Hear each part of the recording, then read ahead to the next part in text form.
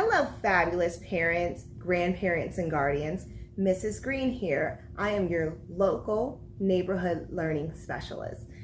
So today I'm here to discuss the great mask debate. No, not that one. The one about how we're going to keep this on our kids' faces for 6.5 hours and somehow manage to get it back home.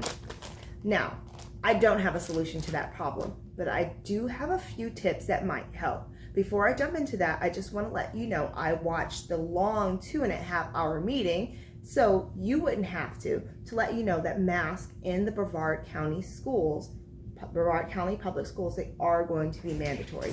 There are a few really detailed exceptions to that. I am going to put a link in the comment, but you can also feel free to reach out to me or comment below if you have any questions about that. So with that said, let's go ahead and jump into our tips. Tip number 1, label, label, label. This is my daughter's mask. There's another one. And my son's. You can't really see it, but it's there.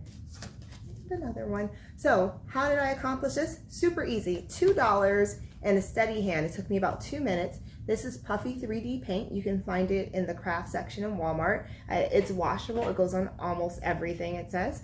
And it was really easy to do. That way, if they lose the mask, it drops on the ground, they know who to return it to.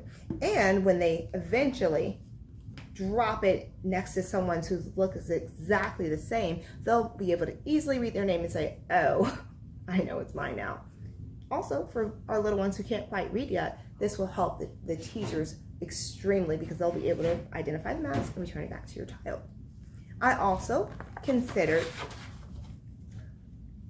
sewing their names in, but then I realized I'm a parent of 2 working from home and I changed my mind.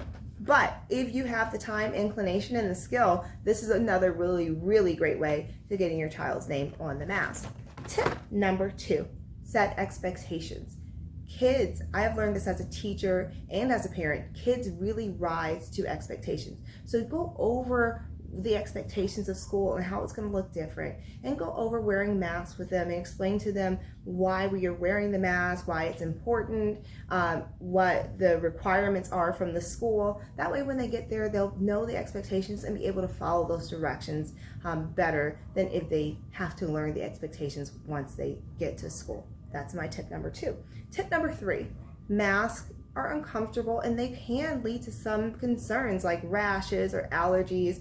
I got several masks for my children and I'm going to take it, they're gonna wear it, we're gonna put it in the dirty clothes, we're gonna wash them, and then we'll start again. That way I know that their allergies won't, they won't be collecting dander and their allergies will hopefully act up less.